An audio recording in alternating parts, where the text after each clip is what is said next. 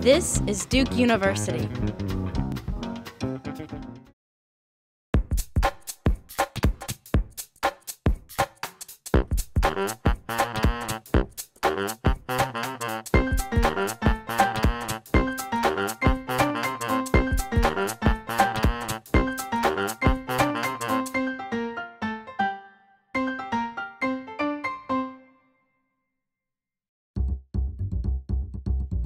Imagine that you're out of school and you're being offered a salary of $70,000. And it turns out that you're the lowest paid employee in that company. Everybody makes between $70,000 and $100,000. The question is, how happy would you be? Compare to a situation where you offered 65, but you're the highest paid employee in the company. Everybody is making between 45 and 65. Now, when you see both of those options side by side, it will be very hard to choose the 65 over the 70. But the fact is that if you took the 65, or if you never offered the 70, if you took the 65, you would probably be much happier. Why? Because you would compare your fortune in life to the fortune of those around you, and you would end up deriving much happiness from being above everybody.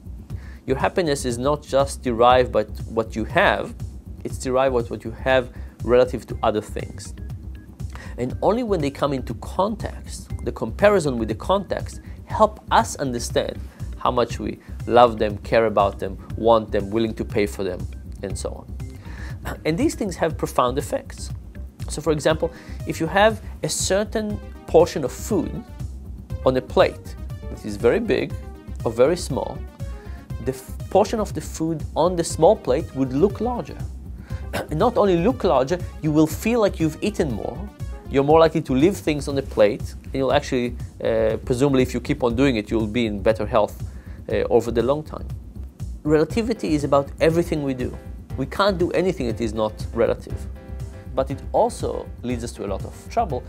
In particular, things like envy and our happiness, because they're largely dependent by relativity, it can drive us to do all kinds of things that we're unhappy with, particularly because it comes up with another ingredient called adaptation.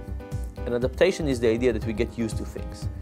So you move from a dark room to a light room, it takes you a few seconds, and then you get used to the light. That's adaptation. Our system adjusts to a new level of stimulation. So here's what happens in daily life. You have an average size home in an average community, and you decide to upgrade. Okay? So you move to a better neighborhood. You think this would give you a higher quality of life. But guess what? Soon enough, you get adjusted to the bigger house in a bigger neighborhood, and you start comparing yourself against, in relative terms, to the houses next to you. You're happier for a little bit because you still remember your previous house. You compare yourself to what's easily imaginable and easily available in the current environment. And it's unbelievable to think that our happiness is not determined by what we have, but what we don't have, and that don't have state that is very easily imaginable.